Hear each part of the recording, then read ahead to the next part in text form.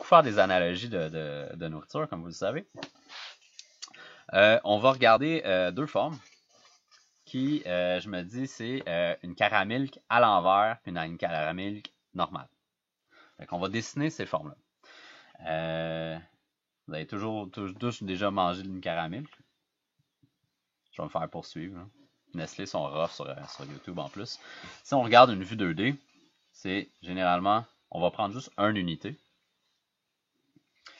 Un carré avec un autre carré. C'est un genre de podium, là. De même.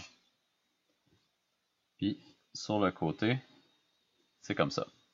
Fait que ça, c'est la version positive. Puis moi, je vais aussi faire la version négative. Comme ça. Qui va avoir exactement la même vue 2D en haut, là. Vous comprenez où est-ce que je m'en vais avec ça? J'assume que oui. Parce que, tu sais, j'ai beaucoup de commentaires.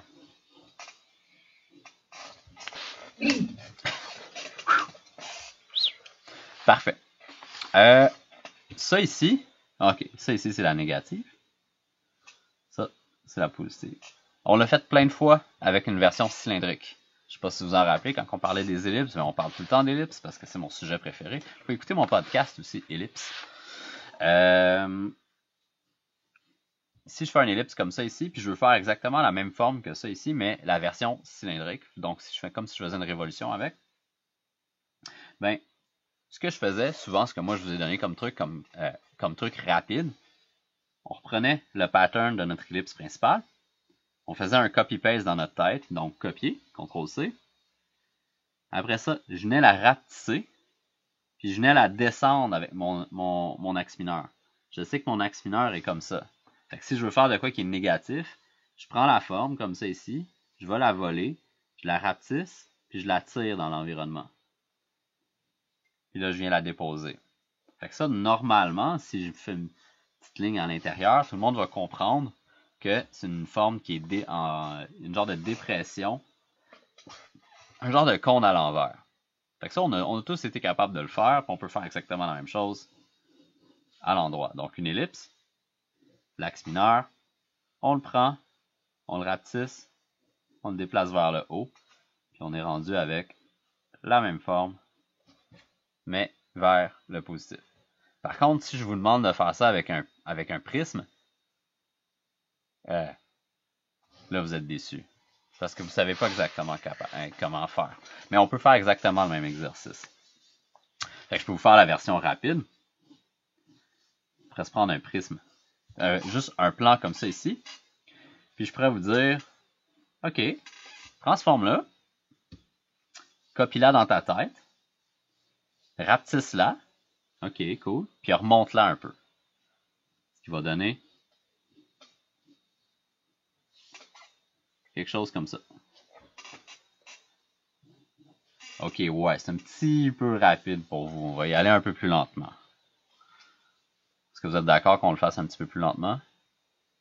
Non, c'est pas vrai. Je ferai pas du slow motion de même, malgré que mes enfants trouvent ça drôle. Ouais, je vais vous montrer un peu. C'est exactement la même technique, mais on va l'exprimer avec un carré. Mais c'est vraiment la même chose que ça. Fait que vraiment, là, on prend la forme, on la copie, on la remonte, puis on la redépose. Mais là, je vais le faire avec du gris. Je vais vous montrer les lignes de construction à l'arrière de ça. Vous allez même voir qu'on peut le réutiliser avec le point de fuite auxiliaire. Parce que le point de fuite auxiliaire utilise les mêmes règles qu'un point de fuite standard. C'est juste qu'il y a un nom différent. Donc, faites-vous un plan. Gros, pas gros, c'est pas vraiment grave. Puis on va revenir encore là avec une petite révision des éléments de base que j'aime beaucoup. C'est comment que je suis capable de prendre cette forme-là. Là, c'est une question. Et je veux dessiner un rectangle à l'intérieur de ça avec la même perspective, mais plus petit. Fait que concentrique. Donc avec le même centre. Est-ce qu'on s'en rappelle? Avec des repères en trouvant le centre, mais ça, c'est sûr qu'il faut trouver le centre. Oui. Avec des repères comme no shit. non, c'est correct. Non, mais c'est que je vois quelque chose dans la tête, mais comme. Ouais, je sais pas trop comment l'expliquer. Je vais vous le répéter, je vais vous le remontrer. On fait un X avec les coins. Ça va marcher avec toutes les formes régulières, carrées ou rectangles. Ça ne marchera pas avec quelque chose qui ressemble comme un Mickey Mouse ou un contour très très compliqué. Si on veut faire encore ça, ça prend vraiment un genre de bounding box, un petit peu comme ça. En fait, c'est la même technique que dans Illustrator. Quand vous travaillez avec Richard, là, puis vous prenez un carré, puis là, vous faites CTRL-C, CTRL-V, puis il tombe dans le milieu, là, ça fait chier, hein? Mais là, il y a un secret. Si vous faites CTRL-C, CTRL-F, il arrive à la même place. Essayez-le la prochaine fois. Fait qu'il tombe à la même place, puis là, tu pèses sur Alt, puis Shift, puis là, tu le rapetisses. C'est la même passe-passe qu'on va faire. Parce qu'il y a un X dans Illustrator. On va se faire un point sur notre X, puis on va suivre la perspective. Fait que je prends mon point ici, je l'envoie là, ça me donne un point de contact sur mon X, c'est là que j'arrête. Je m'en retourne à ma gauche, comme ça ici.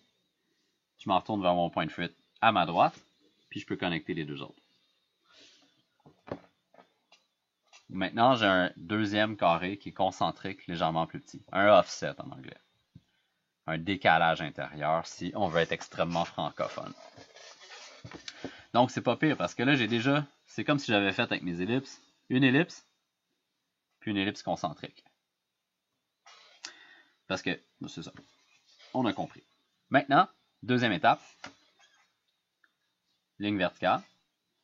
Mes lignes verticales, tel mon tatou ici que j'ai fait faire, les lignes verticales restent verticales dans un, point de fuite, dans un système à deux points de fuite. Je prends mon point ici à l'avant, je tire vers mon point de fuite à droite, à gauche, à droite, à gauche.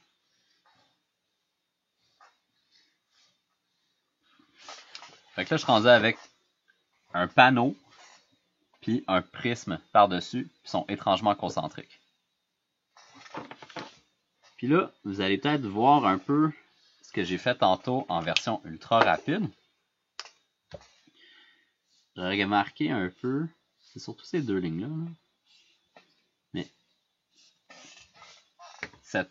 ce carré-là est vraiment, c'est le même carré que lui, mais décalé vers le haut, puis un peu poussé à l'arrière. Parce que, veux pas, on le voit un peu plus loin.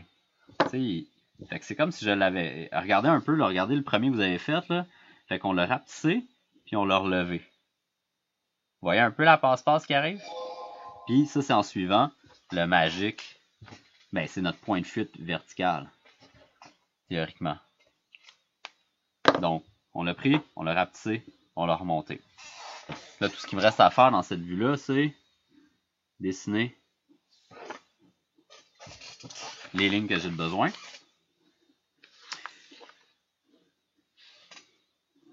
J'aurais pu faire aussi l'inverse, dans le sens que j'aurais pu dessiner un prisme par-dessus, puis rapetisser ensuite avec la même technique. Fait que j'aurais pu faire exactement l'inverse. Par contre, ce que j'aime pas de le faire de cette façon-là, c'est que moi, j'aime beaucoup avoir mes lignes de construction à l'intérieur de mes dessins. Je trouve que c'est plus clean. Je trouve que les lignes, après ça, travaillent mieux pour aller enlever. Avec le contraste, on va venir qu'à oublier les lignes grises plus facilement quand c'est à l'intérieur du dessin. J'ai ça de dessiner du gris qui dépasse de mon objet. C'est tout le temps ça que j'essaie de limiter dans ma façon de travailler. Mais c'est pas grave si vous le faites de l'autre façon. Je vais vous donner vos points, mais je vais pleurer à l'intérieur. Et voilà, comme ça. Si on veut juste l'aider un tout petit peu, ben on peut encore là faire une petite ligne de section qui part au centre, qui finit au centre, qui finit au centre. Même chose dans l'autre sens. Comme ça. Puis, comme ça. On veut mettre un petit peu de gris parce que vous avez trippé la semaine passée. On se donne un point, on se donne un axe de lumière. On pourrait dire qu'elle arrive de la gauche. Fait que sur le panneau à droite, ça devrait être un peu plus foncé. Et voilà. Fait qu'on a réussi à faire ça. Fait que vous voyez un peu la relation entre les deux. Fait que si je le refais lui, en comprenant qu'est-ce qu'on a fait ici, voici ma forme que je veux faire un peu le déploiement, là. Je la copie dans ma tête, je la rapetisse en suivant ma perspective, puis je la remonte dans l'univers.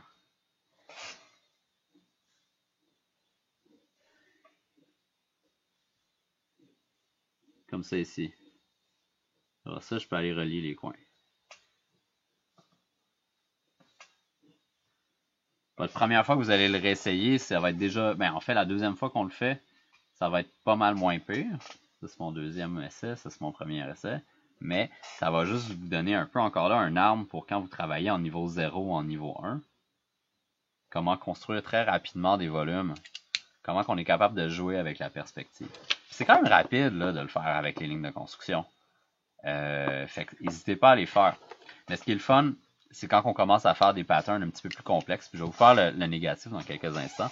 Mais si on veut faire une forme comme ça, mais un petit peu plus complexe, moi souvent c'est comme ça, je vais les dessiner. Mais je pourrais dire, ah, voici comme une forme un peu style un iPhone. Là. Fait que je me suis fait une forme un peu ronde comme ça. Fait que je vais la copier encore là mentalement dans ma tête.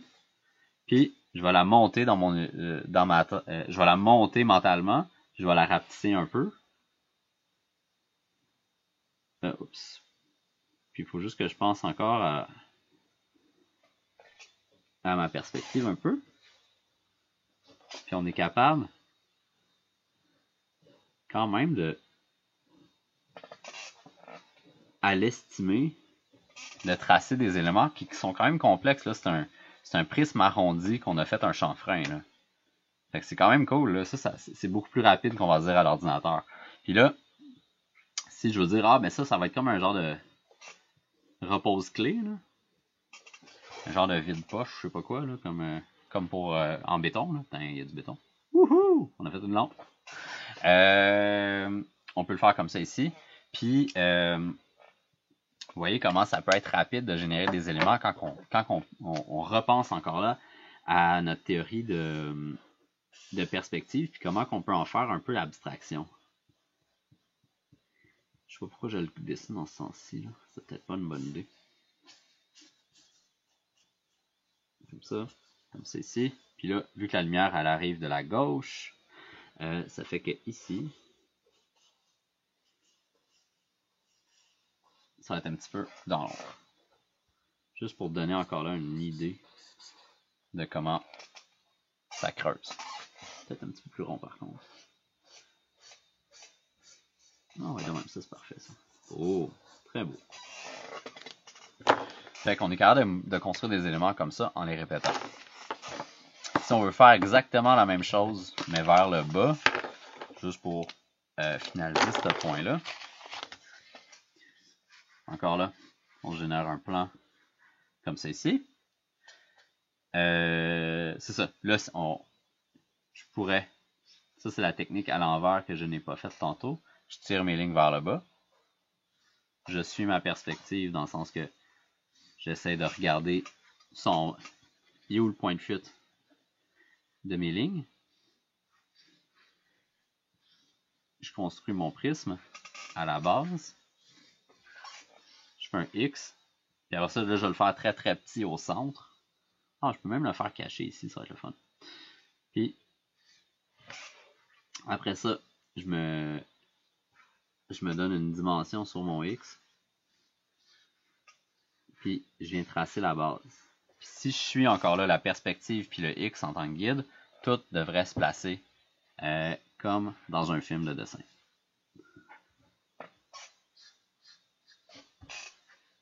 Puis, on voit maintenant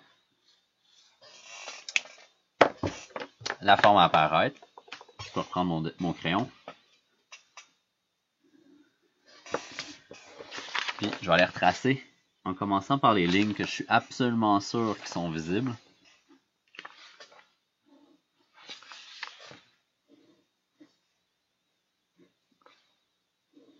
Ceux-là sont visibles, ceux-là sont visibles. Puis là, on fait attention parce que le carré en bas, il y a une perte.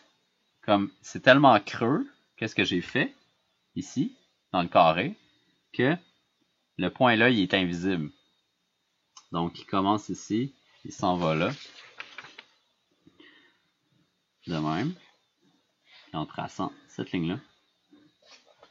Encore là, on voit un peu l'élément qui a tendance à prendre sa forme vers l'intérieur. Là, petite ligne au centre, il va s'en aller là. va s'en aller là, qui va s'en aller là. Elle est à peu près ici. Elle est là, puis elle vient faire ça après.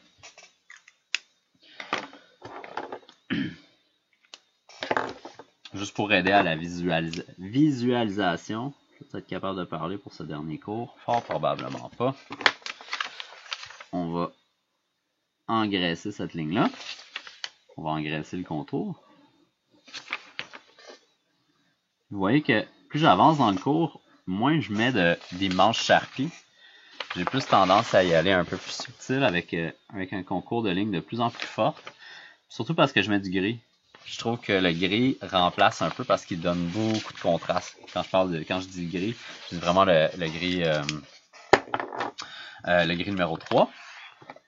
Puis, vu que ces deux lignes-là ont tendance à cacher vers l'intérieur, puis si on dit encore que notre lumière elle arrive de en haut à gauche, ben veux pas, mon panneau à l'avant ici va avoir tendance à créer une ombre dans le fond. Fait que là, moi je peux aller faire une section d'ombre comme ça, vers l'avant, puis vous voyez juste ces deux lignes-là, ça nous donne un effet de profondeur. Comme ça ici. Puis on peut tout le temps relier ici, parce que ça c'est comme un angle. Puis pour compléter, ce serait ce panneau-là, parce que lui, il ne sera pas dans la lumière.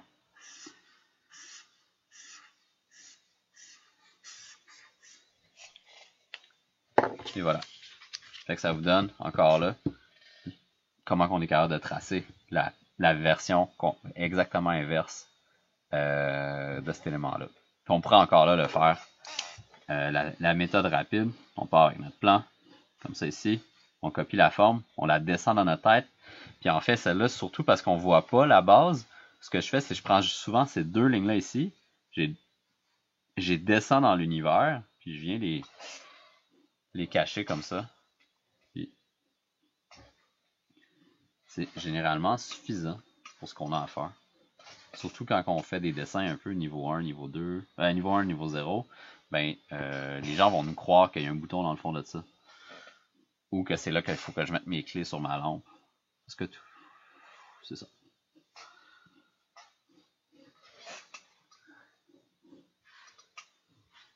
C'est quand même génial qu'on est capable de faire ça, d'extrapoler ces données-là, puis créer des formes qui sont relativement complexes. Là. Il ne faut pas se le cacher. C'est pas l'affaire qu'ils vont faire comme oh wow dans un party, mais quand même. Moi, je trouve ça impressionnant.